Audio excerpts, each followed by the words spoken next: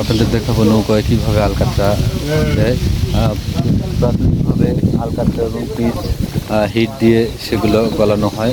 গলানোর পর এইভাবে নৌকাতে খেজুরের ডাল দিয়ে ব্রাশ বানিয়ে এইভাবে ঘষে দেওয়া হয়। এতে করে নৌকার কাঠের বা লোহা টিনের স্থায়িত্বকাল বেড়ে যায় আলকাতরার কারণে। আর যেখানে কাঠ জোড়া দেওয়া হয় বা ছিদ্র থাকে সেগুলি বন্ধ হয়ে যায়। এতে করে নৌকার কাঠে সহজে পানি আক্রমণ করতে পারে না। এভাবেই নৌকায় আলকাতরা দেওয়া হয়।